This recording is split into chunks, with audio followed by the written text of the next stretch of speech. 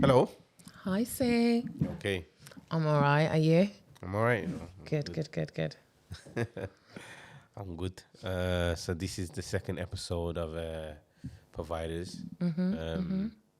Obviously, I'm not as good of a presenter as Speed, so I can't do all of the intro that he did on the first one. But yeah, Don't man. need it. Yeah. Okay, so let's do your life story because I don't know much about you, C, and I think me and your viewers are intrigued. Okay. So who are you, C? Who are you? Tell me a little bit about your mom, your dad, where you're from. Name's Courtney Salmon. I'm from Birmingham, England. Okay. Mom and dad. Dad's from Jamaica. Jamaica. Mom's from England, but parents from Jamaica, innit? So it's Caribbean background. What did mom and dad do, just out of curiosity? My dad was a air conditioning technician, and a hard worker. And my mom's not a career woman. Yeah, obviously mom's had jobs in that, but mom looked after me and my bro. Okay, so it's just you and your bro. Yeah. And then I got a stepbrother. Is that with dad? Is he younger or older? He's younger. Younger. Yeah. Are you close? Yeah, man. That's my little bro. That's nice. Okay. So how old was mom? How long was mom and dad together? I don't even know. Obviously separated when I was 4 or 5. 4 or 5? Yeah, but obviously they was together before that, and I don't know how many years though. Do you think that affected you in any way? Yeah, 100%. Yeah. Looking back, what was the main things that affected you? I think I think I had separation issues. Separation anxiety, maybe. Yeah, I think so. Still, I think that's what I had. Like, Yeah. What's the word now? Like, dealing with like people coming in and out of my life. You know what I'm saying? Not even to say that loads of people did or didn't, but I feel like the breakup was Tough on you in that way. Yeah. And then what you observed is maybe if people was to go away, you would get sad, maybe, or I just built a hard shell. after a while. Yeah. But originally, I would imagine you was sad when you was a kid. I never. You know what? Looking back on it, yeah. Okay. There's definitely moments of sadness, moments of what's the word now?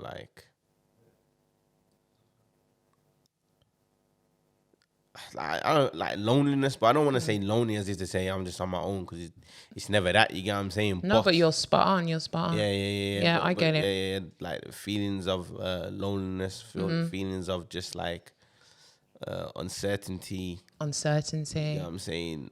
How old was you feeling all of this, do you think? You know, it is the reason to why the breakup affected me. Yeah. And how I know, like, it was an element of trauma involved in it is because I ended up developing a squint. What's a squint? A squint basically where your eye turns in on itself. Okay. You get me? So like now I got a weak eye, so there's certain times like even when I'm on camera or whatever, like my eye would like certain times veer rough depending on the angle that I'm looking, you get me? Okay. So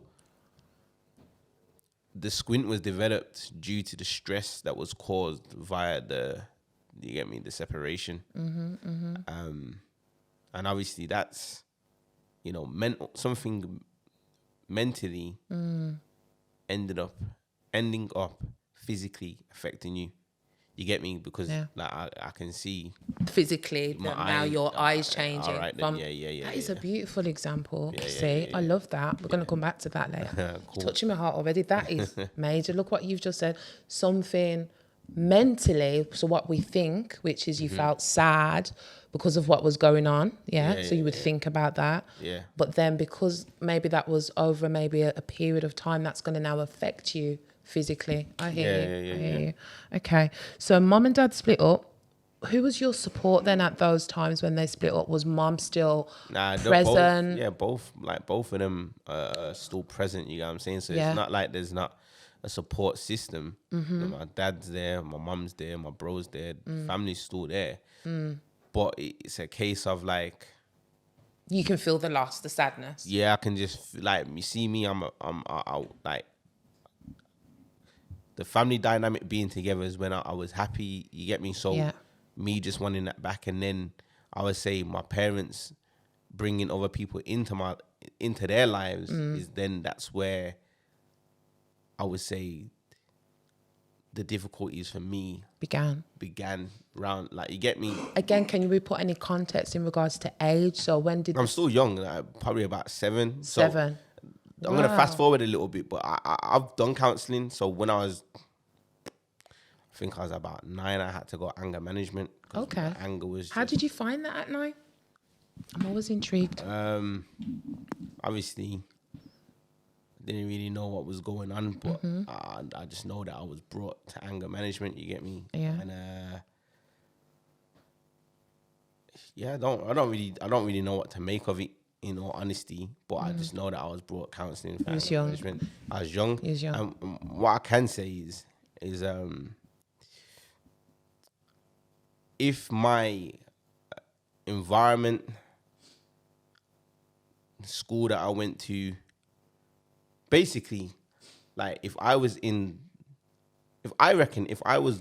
born and raised in the heart of the hood or whatever, I feel like I'd be a completely different person. Because the anger would have came out and manifested in other ways, and then I probably would have got onto certain things. Yeah, 100%. Easily. Yeah. Okay. Yeah. But my dad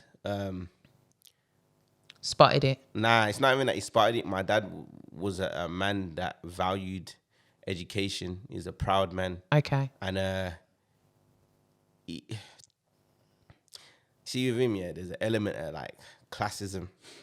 So he's aiming to be a higher class. Okay. So anything that's of that nature, he's not having that.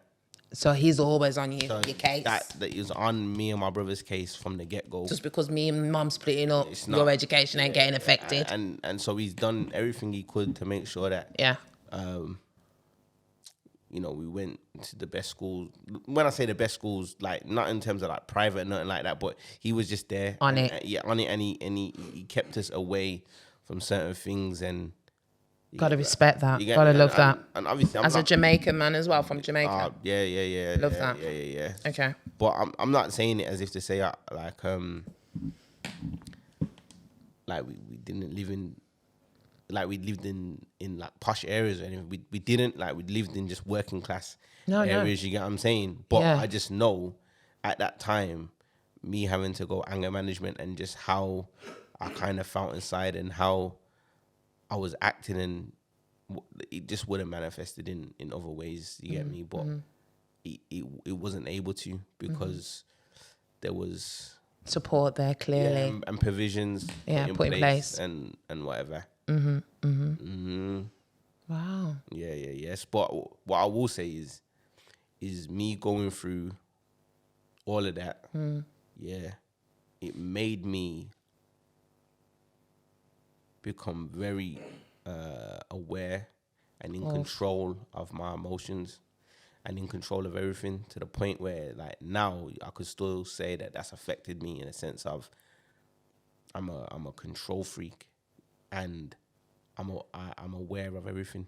So if I'm your friend or your partner, that control freak side of you, how would that affect our relationship? It doesn't. You sure? To that point, because again, me being aware of that, I would then go and do the right due diligence or whatever to ensure that it doesn't spill over. That it doesn't spill over. Do you get me? Okay. But what that would do is it won't make me relax or go with the flow. I was going to say that sounds a bit exhausting. On me, yeah. Yeah, on you. Yeah. Are you mentally exhausted sometimes? Now. Not this minute, but in your current life. So is it, when you say you're quite OCD, is that what I heard? Like, it's not even OCD. It's not that. It's a case of, you see, the feeling of feeling vulnerable and letting go of your emotions. I was very much in control of that. So I wouldn't allow me to go. You know what I'm saying? Like, I wouldn't allow myself to get too far into my emotions. okay. Or if I did, I would then, like, talk to myself and figure it out myself and come to my own conclusions and control them. People might hear talk to yourself, but share with me what might be some of those things that you might say to yourself to kind of, it sounds like self-soothe almost. Yeah, just, I don't know, if we go back to where we was talking about when I was younger or whatever,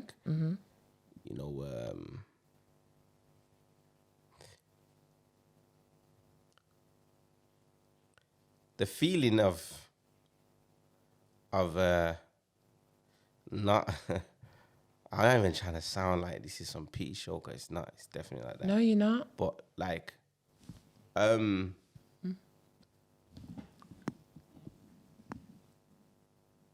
not feeling wanted. Yeah. So to stop myself from feeling like that, like, I don't know. I can't even explain it. It's so, like, I know I've been doing it from when I was young, but I'll do things to make my. Okay, then I'll give you an example. Obviously, I'm not trying to put everything out there like that, but like. But don't forget, this is helping somebody else. I know. And you know what? We might have to be the lambs that put ourselves forward, because man ain't doing this. No, I get you. I'm saying that, okay, I've gone on holiday. When we've gone on holiday now, that it's a big family holiday.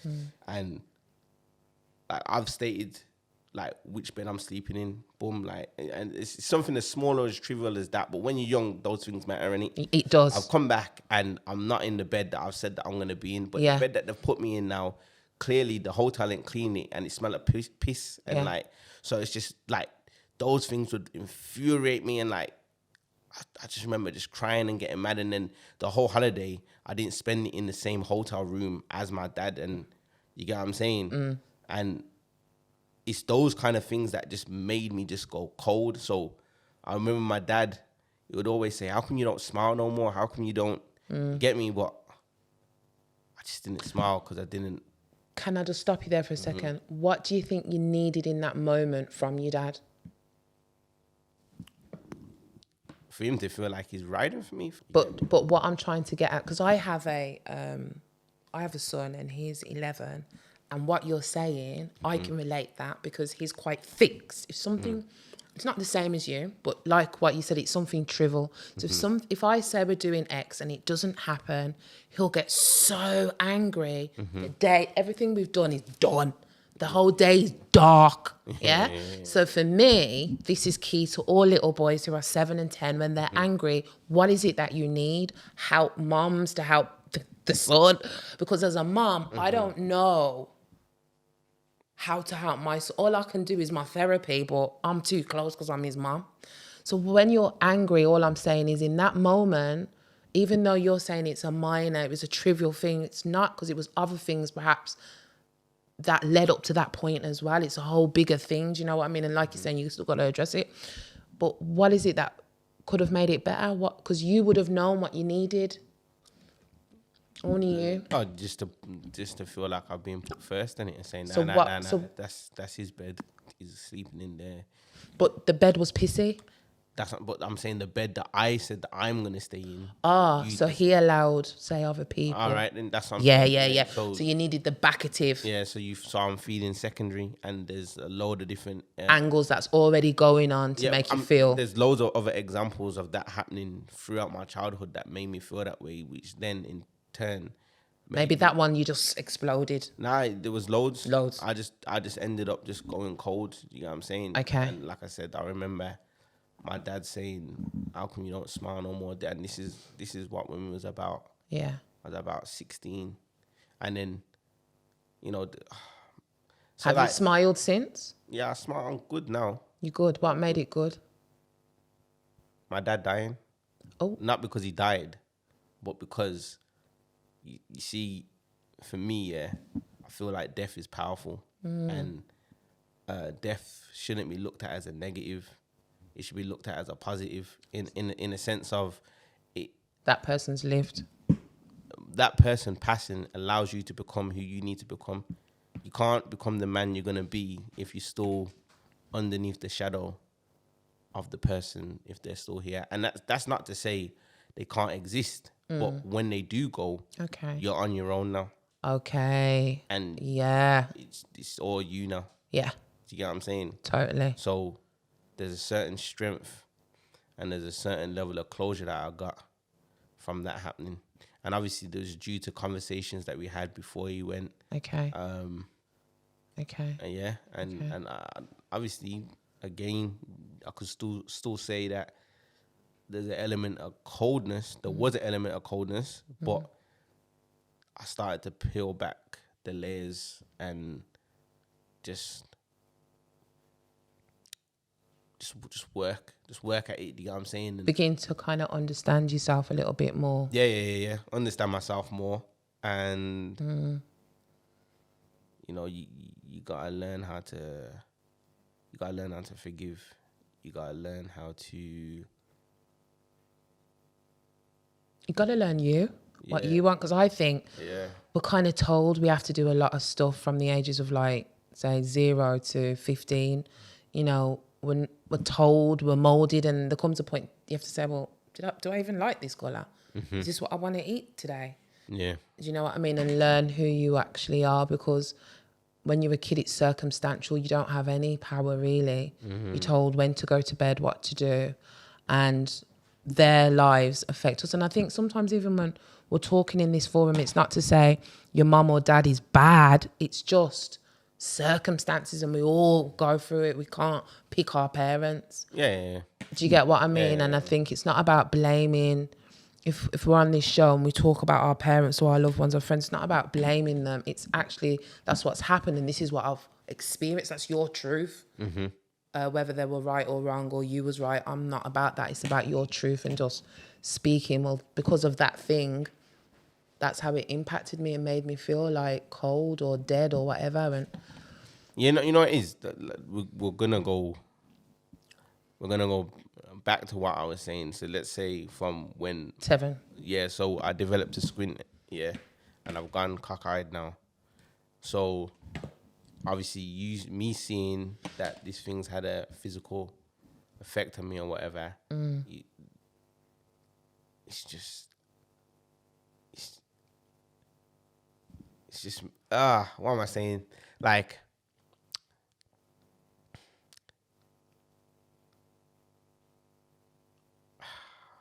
I don't know. Nah, I'm just trying to. I feel like you was about to get it there. It feels like you were saying like that was a physical thing through stress. Yeah. So then, did you realize that you have the power to? Nah, obviously it's only when you get older, isn't it? But you know, I realized like how powerful stress can be. Right. That's what I'm saying. Right. And how that manifests into a physicality. Yeah. Inside us, if it's not controlled or there's not an outlet. Yep. Saying. Yep. And so you twigged on earlier on about to that in life. Is that what you're saying? See? Nah.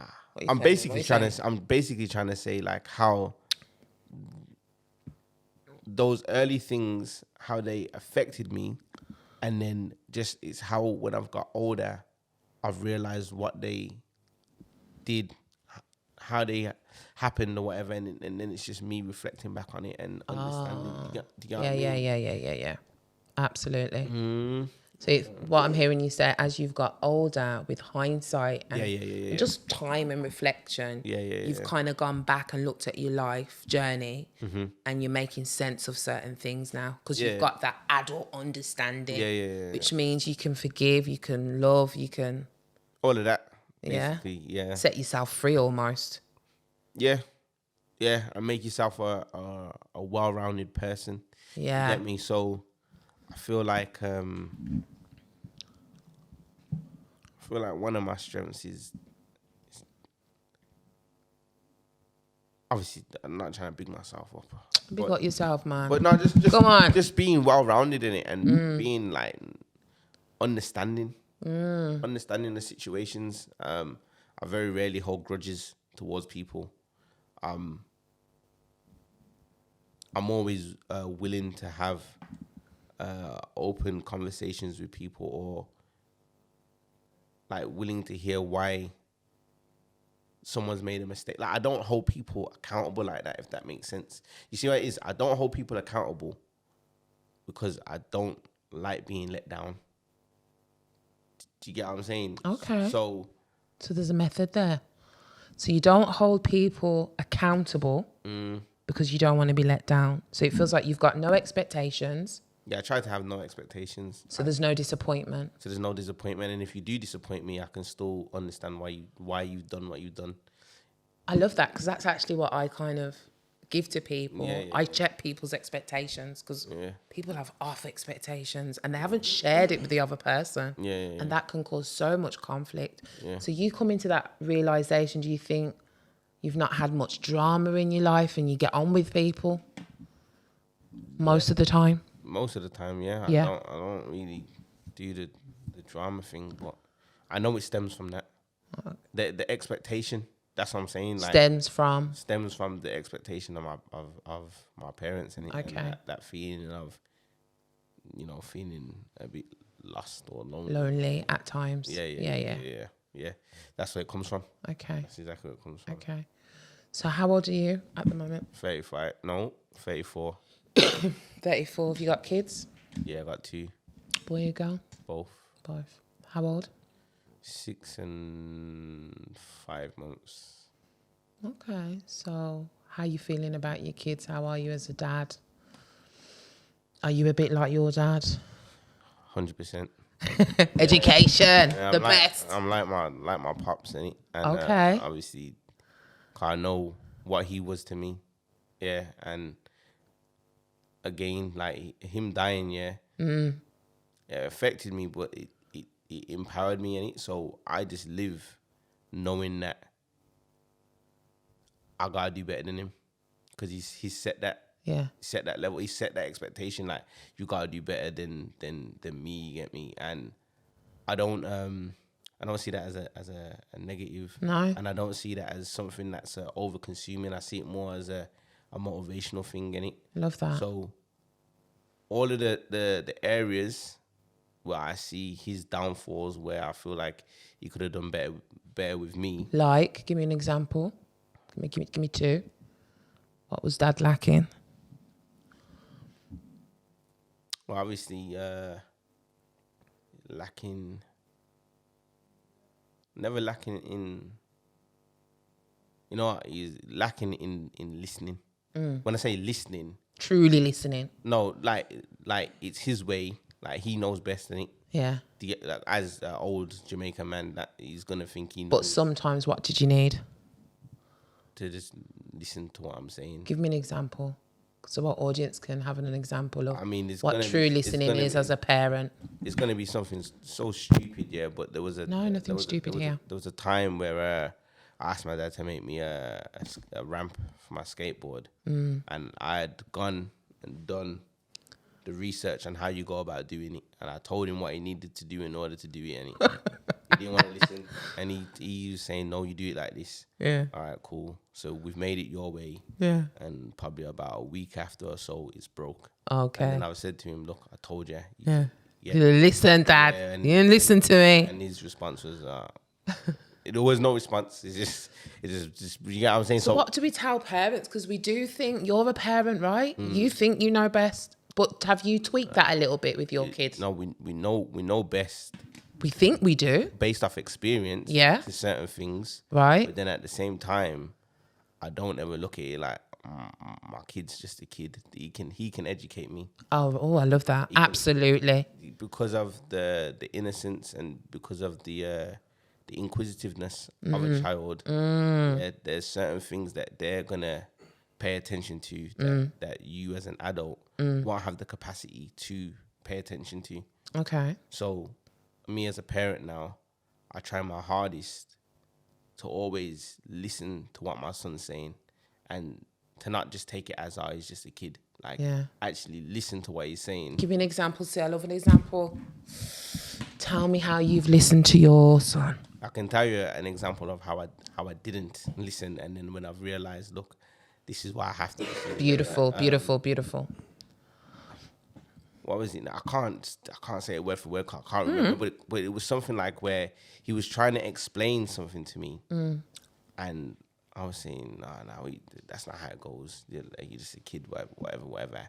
And then it turns out what he was saying was actually spot on. So I'm like, okay, look, here you go. Just prove me wrong. And it made me realize that's me being like my dad. So let me. Did you say sorry? 100%. Did you own it? You see me as well as a parent. That's the thing as well. I always say sorry, and I always have the time to. You hear that, parents? I never not explain anything. Okay. So even if he's wrong, or if he's right, or if I'm wrong, I will explain why I'm wrong. Do you get what I'm saying? Oh, I love that. So there's no, it's not. I don't want it to be a hierarchy in the terms of I'm an adult, you're a kid, you listen to me. That's that. It has to be based off respect. And is it working? 100%. Yeah.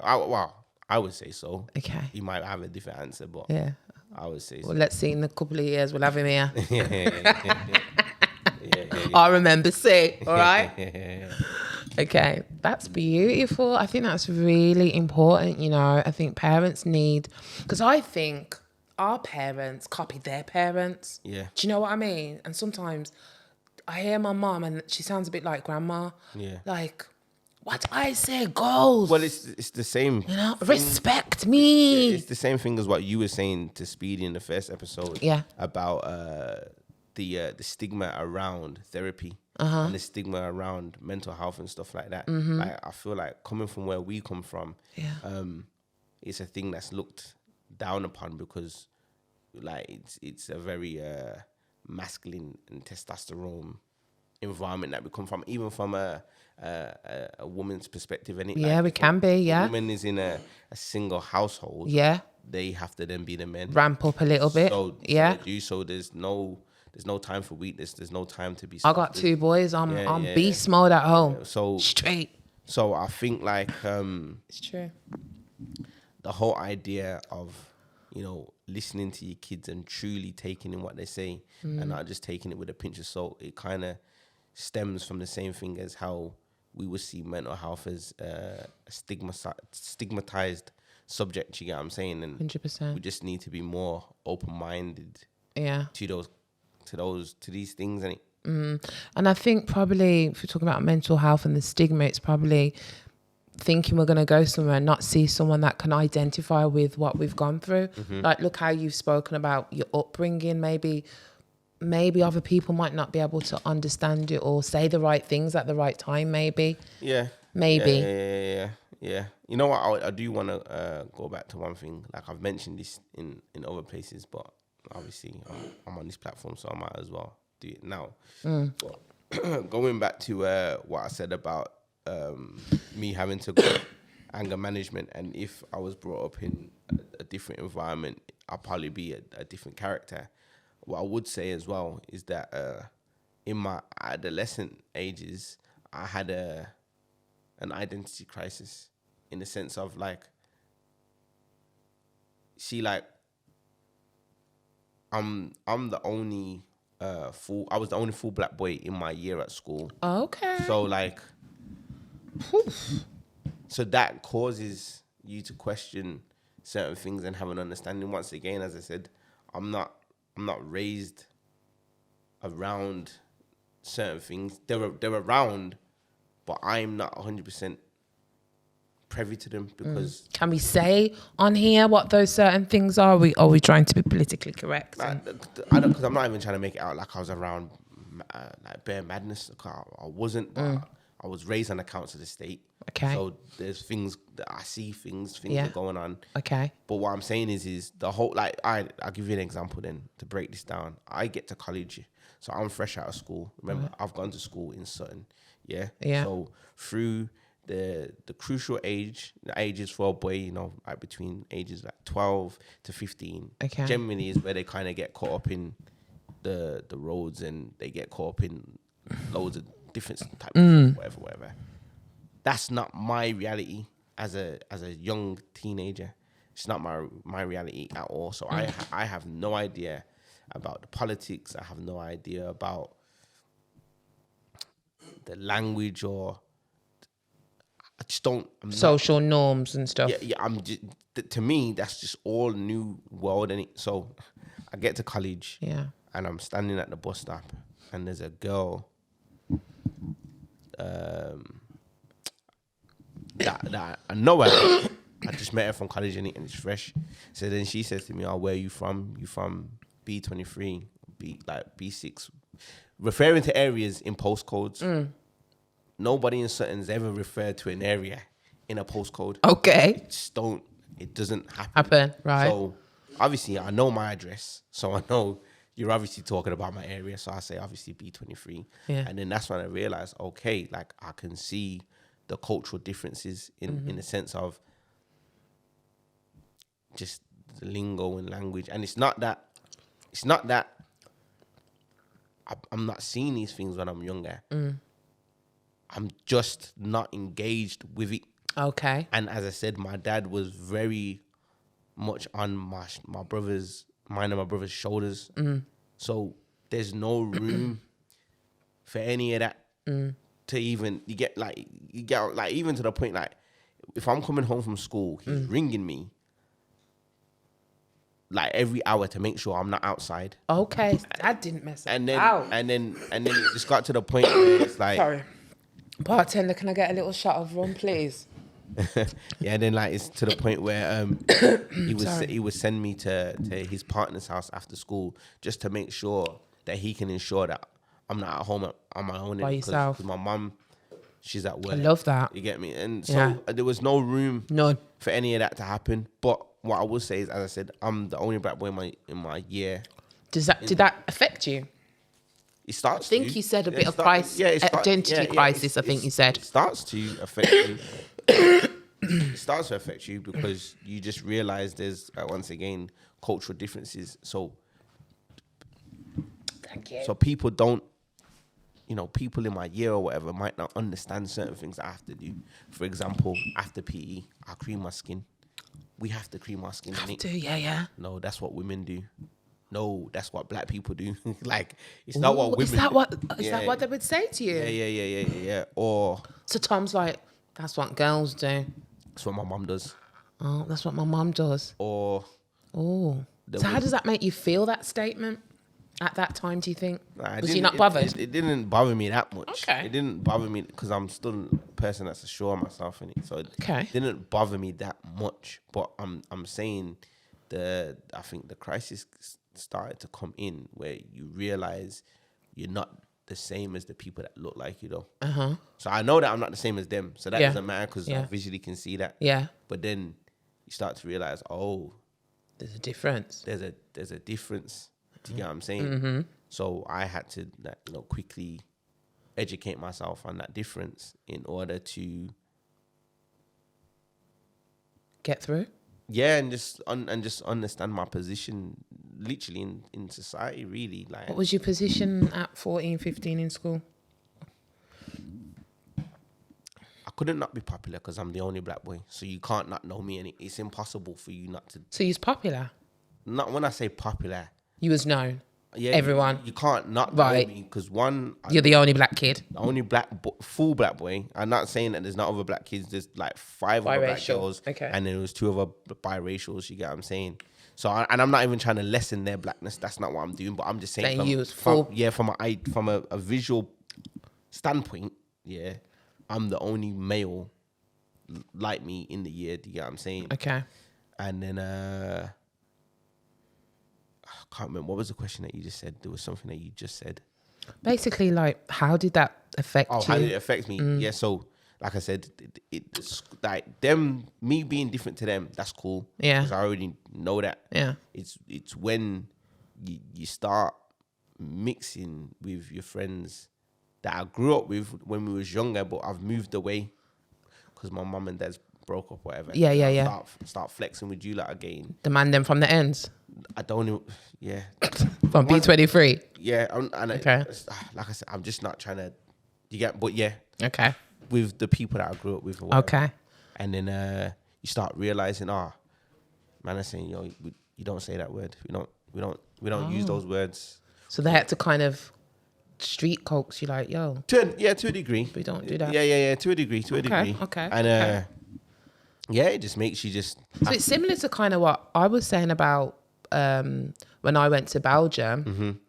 So I'm this, like, in Europe, they don't even wear school uniform. So like, they're just wild kids, man. I feel like they're just kids. You know what? I did a French exchange, so Belgium's kind of close to. Absolutely, yeah, so like French is the second language. I went to school out there for a day, so I kind of. You get it, right? They're just kids, ain't it? They're like real kids, I think. Yeah. And then when you come over here, there was these things like diamond socks were inside out. I don't know if y'all remember that phase. I was like, I weren't privy to this. Yeah. And they were like brands. They were all about name brands. Yeah. Whereas in Belgium, they didn't give two hoots about that. Yeah. Like, you were still a kid, a bit innocent. Yeah. And then I feel like coming to Handsworth now, these kids were like on the next tip. You just falling into the belly of the beast. Yo. Yeah, I get you. Yo, I had to wise up real quick. Yeah. So essentially, it's the same thing, but I wanted to, though, because as I said, as a child, I felt that loneliness, and then obviously culturally now, I feel the disconnect. Yeah. So you want to be wanted by a group. Yeah. I get it. And literally, the camera became my tool of how I built respect and relationship. Camera. Doing this. So this is how it. Oh yeah. So come on, let's get back on your life story then. So when did the camera come in? At what age? Camera came in at the age of 14. Okay. So when I'm saying I'm not privy to these things, I'm completely outside of it. I used to skateboard. Once again, that's different. Yeah, Yo, we don't skateboard. No, especially back then. Now we do. No, the only black people I knew about skateboarding was people like celebrities like Lil Wayne or Pharrell. And that was I was before that. You was before that. I was before that. That's big. I was before that. So that means you weren't really conforming. You was a bit of a rebel then. Like? I wouldn't say a rebel. I just like what I like, innit? And remember, I've got influences from different. I've got influences from different places. So my cousins from Wales, they're mixed race, but they're into rollerblading, dirt biking. So right. So my influences are gonna be different. Yeah. Probably the regular inner city child. I get you. You know what I mean, Yeah. Different things that are there, which I think's quite good. Sometimes that can round you off. It does round you off, because then when you're able to mix the both of them and just have a certain level of surety of yourself, you then become well-rounded, innit? Yeah, you can. But it doesn't start off that way. No. It starts off with conflict within yourself. Yeah. Feeling like you're not fitting in. Exactly that. I get it. And I'm saying that was accelerated due to the breakup of my mom and dad and having that element of loneliness within the household. So you wanted to be wanted, perhaps more so outside. Well, just anywhere, just wherever it was gonna come from. Yeah. But yeah, so the camera came in when I was 14 through skateboarding, and you generally, the reasons why I picked up the camera is, I'm an ambitious person. My dad's made me that way. Yeah, so anything that I'm gonna do, I have to do it to a level where there's some form of success at the end of it. So with I like your dad. So with skateboarding now, to take it to the next level, you want to get sponsored. To get sponsored, you make yourself, you film yourself doing like tricks on the skateboard, and then you send that off to companies to get sponsored. Okay. I was never good enough, but the ambition of wanting to do that is the natural progression for somebody like myself with absolutely that's like what I had. You get what I'm saying? So obviously the identity crisis happens. I realize, okay, there's a cultural difference, so I drop out skateboarding. To get me? But I didn't put down the camera. Okay. The camera remained in my hands. Okay. And then that became the tool of how I then built relationships. Prime example of that is how I met Speedy. I've met Speedy off the basis of me starting to build a name for shooting music videos in the city. Okay. And I have a cousin who has a cousin who was a mutual friend and business partner of Speedy. Mm-hmm. So that cousin says, yo, cuz I got someone, my cousin has got this new business that he's starting, this new media channel, and they're looking for a director. Obviously, I feel like you're the coldest in the city. I'm going to link you to. And that's that. And then it's just like, boom. That's it. You get me? And I like that. Me and Speedy have had respect for one another since then. You get what I'm saying? And that's just a prime example of how the camera was used as a tool to just build my self-confidence, even to a degree my self-identity. Do you get what I'm saying? Like, it was just used to just establish myself. You get me? So yeah. I love that. Well, Steve, thanks for kind of like sharing your story. There were some touching moments. You know, I was getting emotional in certain parts. And I think it's important to be just honest and open. And I just feel like you've been just really honest and open. And I think a lot of people can learn from your story.